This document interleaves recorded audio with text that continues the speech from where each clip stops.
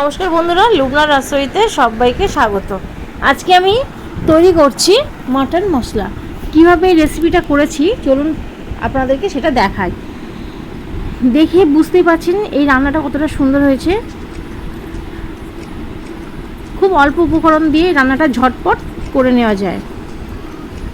তার জন্য আমি কিছু শুকনো উপকরণ নিয়ে নিয়েছি। দুটো তেজপাতা, লবঙ্গ নিয়েছি 9টা, 1 ইঞ্চি নিয়েছি জায়ফল, জয়িত্রী নিয়েছি অল্প একটু, 10টা নিয়েছি গোলমরিচ, 1 ইঞ্চি নিয়েছি দালচিনি, আর 4টে নিয়েছি এলাচ, আর এখানে নিয়েছি 5টা শুকনো লঙ্কা একটা মিক্সিং জারের মধ্যে দিয়ে দিচ্ছি। আর দিয়েছি আদা আর রসুন নিয়েছি 10 কোয়া মতো, আর আদাও নিয়েছি 2 ইঞ্চি। সেগুলোকে সব টুকরো করে মিক্সিং জারের মধ্যে দিয়ে সামান্য একটু জল দিয়ে পেস্ট করে নিয়েছি। এখানে আমি 2টো বড় সাইজের পেঁয়াজ নিয়েছি, আর পেঁয়াজগুলোকে এরমভাবে ছাড়িয়ে দিচ্ছি যাতে পেঁয়াজটা ভাজার সময় ইভেনলি ভাজা হয়ে যায়। আর নিয়ে নিলাম টমেটো 2টো মিডিয়াম সাইজের স্লাইস করে কেটে নিয়েছি। এটা পেস্ট বানিয়ে নেব। আমি সম্পূর্ণ রান্নাটা কুকারের মধ্যে করছি, তাই কুকারটা গরম করে নেওয়ার পর একটু তেল অ্যাড করেছি আর দিয়ে দিচ্ছি ওর মধ্যে পেঁয়াজগুলো একটু যখন হালকা কালারটা চেঞ্জ হতে শুরু করবে তখন তার মধ্যে দিয়ে দিলাম মাটনের একটু চর্বি।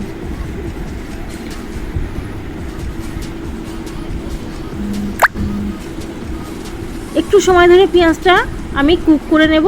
আর আমি পেঁয়াজটা একটু মোটা মতো করে কেটেছি, যেহেতু মাংস রান্না করব, না হলে পাতলা করে কাটলে খুব তাড়াতাড়ি পেঁয়াজটা গলে যাবে আর মাংসটা তলায় ধরে যাওয়ার সম্ভাবনা থাকে। তাই একটু মোটা সাইজের মাটন রান্না করার সময় পেঁয়াজটা কাটলে খুব ভালো হয়। সমস্ত মাংসটা আমি দিয়ে দিয়েছি, দিয়ে একটু নাড়াচাড়া করে নিচ্ছি। এখন আমি কোনো মশলা ব্যবহার করব না। হালকা করে আমি ঢাকনা দিয়ে দিয়েছি আর একদম গ্যাসের ফ্লেমটা মিডিয়াম টু হাইতে রেখে দিয়েছি যাতে পেঁয়াজ থেকে একটু জল ছাড়তে শুরু করে। আর যে শুকনো মশলাটা রেখেছি সেটা আমি এখন ব্যবহার করলাম। আপনারা পেঁয়াজ দেওয়ার আগে তেলের মধ্যেও দিয়ে নিতে পারেন।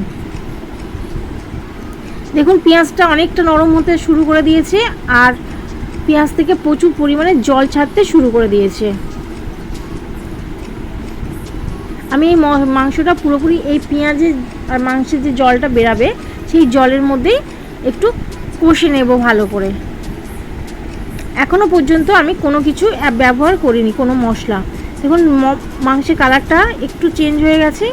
এবার দিয়ে দেব স্বাদ মতো লবণ। লবণটা যে যার পরিমাণ মতো বুঝে দেবেন। আমি এখানে 1 চামচেরও একটু বেশি লবণ ব্যবহার করলাম। এবার লবণটা দেওয়ার পর খুব ভালো মতো এটাকে কষিয়ে নিচ্ছি, আর একটু সময় ধরে এটা কষাতে হবে। আর আমি ঢাকনা চাপা দিয়ে কষিয়ে নিচ্ছি। দেখুন মাংসের কালারটা পুরোপুরি চেঞ্জ হয়ে গেছে।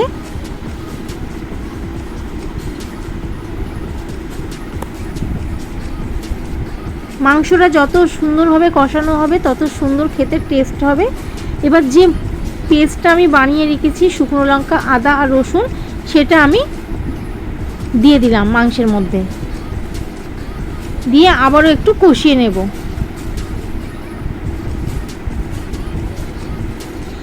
কিছুক্ষণ কষানোর পর এবার দিয়ে দিলাম 1 চামচ ধনের গুঁড়ো, আর দিয়ে দিলাম 1 চামচের একটু বেশি দিয়েছি ধনের গুঁড়ো, আর হলুদ দিয়ে দিলাম 1/2 চামচ, আর 1 চামচ দিলাম কাশ্মীরি লঙ্কার গুঁড়ো, এটা কালারের জন্য। এই সব কিছুকে দিয়ে আবারও একটু সময় ধরে মিনিট 5 আমি কষিয়ে নেব মিডিয়াম টু লো ফ্লেমে। কষাতে দেখুন কালারটা কতটা সুন্দর এসেছে, আপনারা দেখলে বুঝতে পারছেন। এবার যে আমি টমেটোটাকে কেটে রেখেছি সেটাকে আমি পেস্ট বানিয়ে নিয়েছিলাম, সেই পেস্টটা আমি দিয়ে দিয়েছি। আমি এখনও পর্যন্ত কোনো রকম জলের ব্যবহার করিনি। সব কিছু মশলা আমার দেওয়া হয়ে গেছে। এবার খুব ভালো মতো একটু কষিয়ে নেব।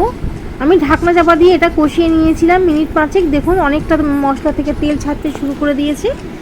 আর পুরোপুরি কালারটা চেঞ্জ হয়ে গেছে, কত সুন্দর একটা কালার চলে এসছে।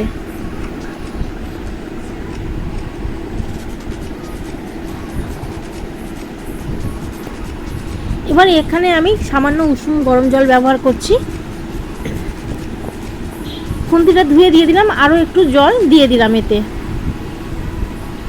এবার আমি একটু জায়ফল উপর থেকে ঘষে গ্রেট দিয়ে দিচ্ছি, যাতে মাংসটা খুব ভালো মতো আর তাড়াতাড়ি নরম হয়ে যায়।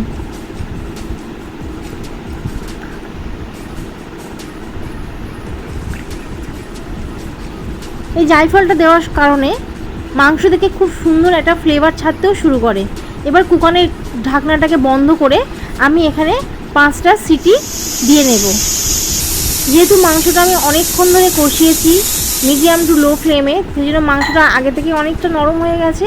5টা সিটি দিয়ে আমি কিছুক্ষণ নামিয়ে রেখেছিলাম।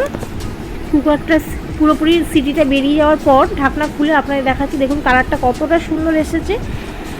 আর আমার রান্নাটা পুরো কমপ্লিটও হয়ে গেছে। উপর থেকে এবার দিয়ে দিলাম কিছুটা ধনেপাতা আর কাঁচা লঙ্কা চেরা।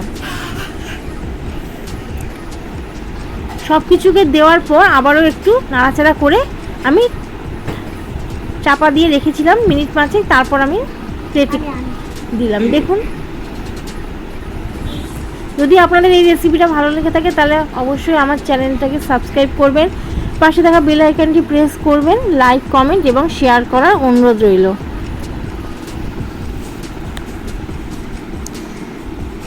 আর যারা আমার ভিডিওটা সাবস্ক্রাইব করে দেখছেন তাদেরকে অসংখ্য ধন্যবাদ। আর যারা বিনা সাবস্ক্রাইবে আমাকে দেখছেন তাদের আবারও বলছি আমার চ্যানেলটাকে সাবস্ক্রাইব করে দেবেন। আবারও ফিরে আসবো নতুন কোনো ভিডিও নিয়ে। আজকের এই পর্যন্ত, টাটা।